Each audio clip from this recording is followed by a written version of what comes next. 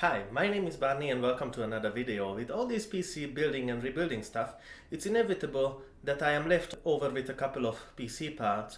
Let's go through them quickly. First of all, it's a Gigabyte B17 motherboard, which supports 2nd and 3rd gen Intel CPUs. Secondly, a 500 gig hard drive that I pulled out from my main system, a 430 watt Antec power supply with the 80 plus certification, and a more or less beaten up case, which is not worth too much, but it's gonna hold our computer together. With all these parts, I'm gonna aim for a budget-oriented system for esports gaming. With all these parts on the hand, what else do I need for my budget PC? I'm gonna need a CPU. I'm gonna primarily aim for i5s from the range of the 2400 to the 3470, or something similar, whichever comes first or whichever comes with a better price. Obviously, I'm gonna need some cooling for this CPU. Any budget $10 CPU cooler will do the job just fine. I'm gonna need a graphics card, so I'm gonna look around somewhere in the 750 Ti, 950 and the 1050 range. Or on AMD side, an RX 560 maybe. Or maybe even a 1030, depending on the price. And for RAM, I'm gonna go for 8 gigs of DDR3 1600. With all that said, let's jump into the parts hunting.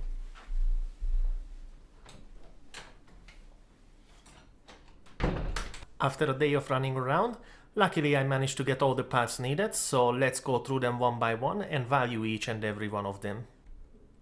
So first, the CPU. This is the i5 3470S, which I managed to get for $46. 4 cores, 4 threads, 3.6 GHz boost clock, just enough for the needs that we're gonna have. The next part is the CPU cooler, which is the DeepCool Ice Edge Mini FS version, which is a standard tower style cooler with 2 direct contact heat pipes, and it cost me only $17. The next part will be the motherboard, which is the aforementioned B75M model from Gigabyte. Same and similar models go around for 50 to 55 USD. Around here, I value this one for 53.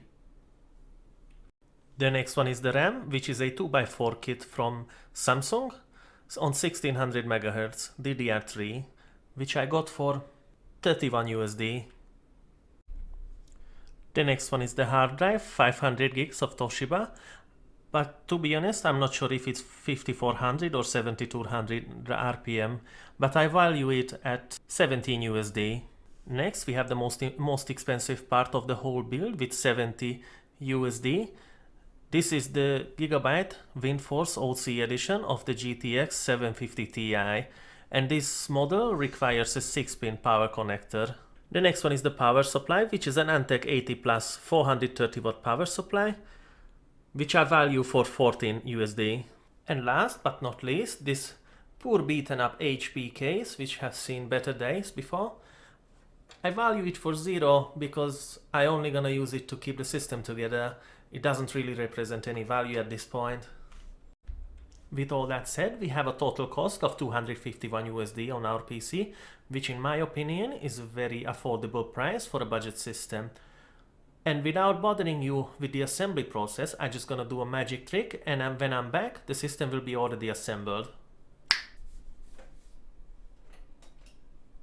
Yeah. With all that said and done, let's jump into some benchmarks. All testing was done in 1080p resolution. And what would be a benchmark video without Cinebench?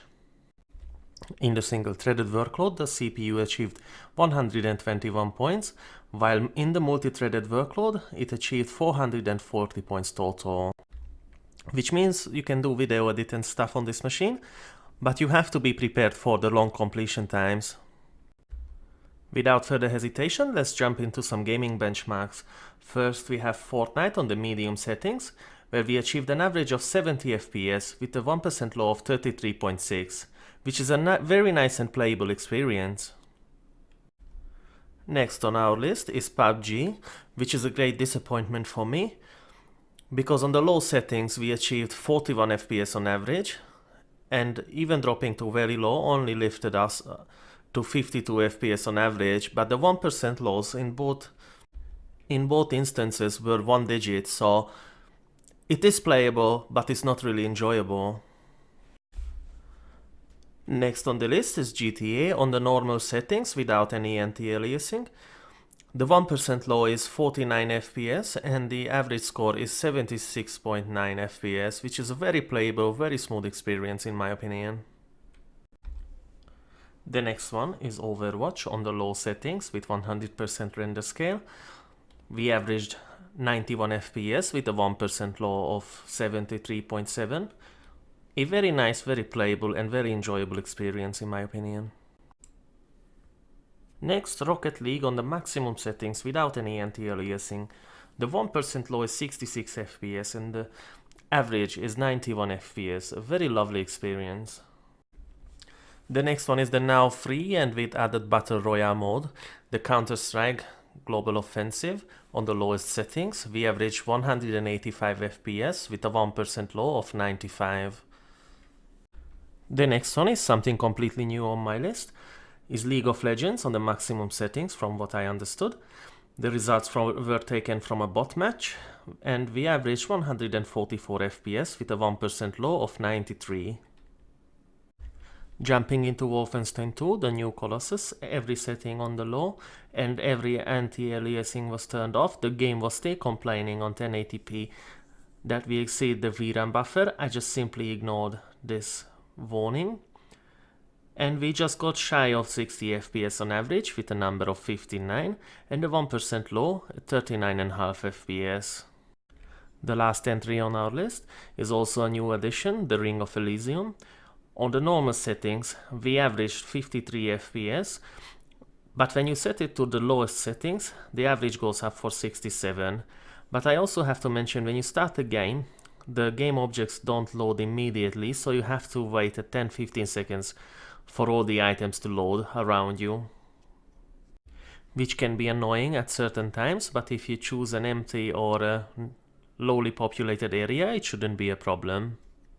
And since the game is in early access, we can expect some optimization from the game developers. So, conclusion time. We managed to assemble a PC for roughly 250 USD, which I would be happy to play games with all day long.